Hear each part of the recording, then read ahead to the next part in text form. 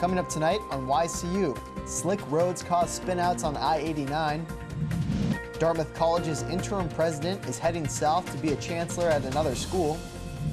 And spring sports are in season. Do you or your kids need equipment? State Line Sports will tell us all about their goods. With more news, sports, and weather, stay tuned. It's time for YCU, your local view. Now, your daily digest of the Dartmouth Lake Sunapee region and central Vermont.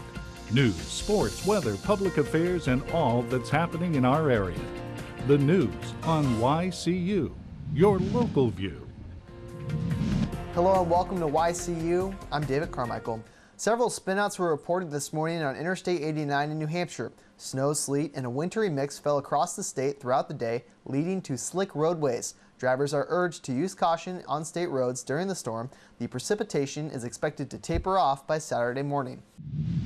A New Hampshire man will be sentenced today in Massachusetts for sexually abusing a child when he lived in Keene. Joshua Matthews could be seeing life in prison after prosecutors say he allegedly sexually abused a 7-year-old foster child living in his family's home nearly a decade ago. A Springfield woman with a history of domestic violence convictions denied striking her boyfriend with her car after an argument early Thursday morning. A distraught and crying 34-year-old Cheryl Soundy was held for lack of $5,000 bail Thursday afternoon after a public defender entered her innocent pleas on her behalf. She was charged with a felony count of first-degree aggravated domestic assault and a misdemeanor charge of grossly negligent operation of a vehicle. Springfield police had initially classified the case as an attempted murder during the pre-dawn hours, but prosecutors did not bring the charge because of doubts of how fast Soundy was driving when she allegedly veered off Pearly Gordon Road and struck the victim. A medical marijuana bill that recently passed the New Hampshire House with a veto-proof majority is being heard today in the Senate. The bill would give those with serious illnesses or chronic pain access to the drug. 2 previous medical marijuana proposals were vetoed by former Governor John Lynch, and a third was killed by the Senate.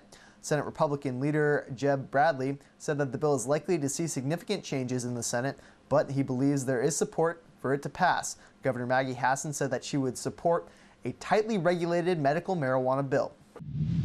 Vermont State House members today will be debating a proposal to reduce penalties of small amounts of marijuana, making them similar to a traffic ticket with a fine. The Senate is working up to a similar measure, with Governor Peter Shumlin supporting decriminalization of small amounts of the drug. Dartmouth College's interim president is leaving the school to become chancellor of the University of North Carolina at Chapel Hill. North Carolina newspapers say a formal announcement is expected today that will make Carol Folt the first female leader of the flagship university. Folt has served as Dartmouth's interim president for the past year. She'll continue to do so in that role until the end of June, until newly elected Philip Hanlon takes over.